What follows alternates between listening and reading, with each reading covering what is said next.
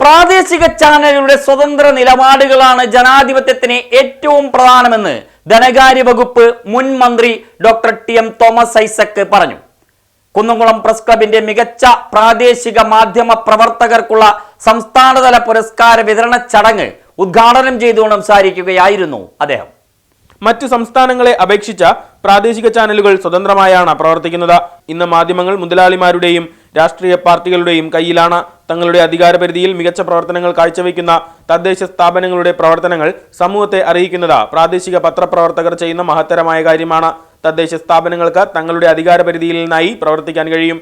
മികച്ച രീതിയിൽ ജനപ്രതിനിധികൾ പ്രവർത്തിക്കാൻ നല്ല മനസ്സ് വേണം. കുന്നംകുളം ടൂറിസത്തിന് പറ്റിയ മികച്ച സ്ഥലമാണ്. ടി.ഡി. രാമകൃഷ്ണന്റെ പുസ്തകത്തെ അടിസ്ഥാനമാക്കി കുന്നംകുളം ടൂറിസത്തിന് പ്രസ് ക്ലബ് മുൻകൈയെടുക്കണമെന്നും ഡോക്ടർ തോമസ് ഐസക് കൂട്ടിച്ചേർത്തു. സംസ്ഥാനത്തെ മികച്ച അച്ചടി വിഭാഗത്തിൽ കേരള കൗമുദി വടക്കാഞ്ചേരി ലേഖകൻ ടി.ഡി. ഫ്രാൻസിസിനും ദൃശ്യമാധ്യമം വിഭാഗത്തിൽ Kannur vision channel reporter Sharima രാജനും സമ്മാനിച്ചു. മികച്ച പഞ്ചായത്ത് പ്രസിഡന്റിനുള്ള പുരസ്കാരം കടവല്ലൂർ പഞ്ചായത്ത് പ്രസിഡന്റ് പി.ഐ. രാജേന്ദ്രനും മികച്ച ജനപ്രതിനിധിക്കുള്ള പുരസ്കാരം കുന്നംകുളം നഗരസഭാംഗം ലബീബ് ഹസനും ഏറ്റുവാങ്ങി. Press club president Jose Maliyekkal അധ്യക്ഷനായി. പത്മശ്രീ പെരുവനംകുട്ടൻ മാരാർ മുഖ്യാതിഥിയായി. ഓർത്തഡോക്സ് സഭ കുന്നംകുളം ഭദ്രാസനം മെത്രാപ്പൊലീത്ത ഡോക്ടർ ഗീവർഗീസ് മാർ യൂലിയോസ് പഠനോപകരണങ്ങളുടെ വിതരണം നിർവഹിച്ചു.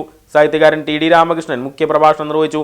Press club secretary M. Muhammad Ajmal, മാധ്യമപ്രവർത്തകരായ സി.എഫ്. ബെന്നി, കെ. നിഖിൽ തുടങ്ങിയവർ സംസാരിച്ചു.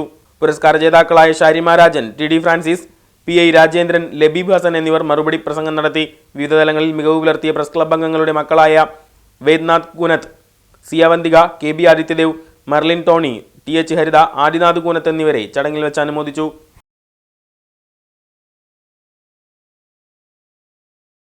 മറ്റ് സംസ്ഥാനങ്ങളിലെ പ്രാദേശിക ചാനലുകളിൽ മെയിൻ ചാനലിന്റെ പ്രാദേശിക വിതരണകർത്താക്കൾ മാത്രമാണ്.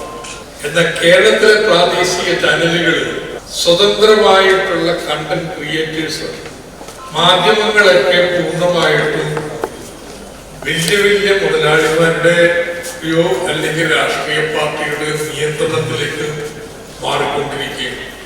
ലോകമാസകലം നടക്കുന്നൊരു മാറ്റമാണ്.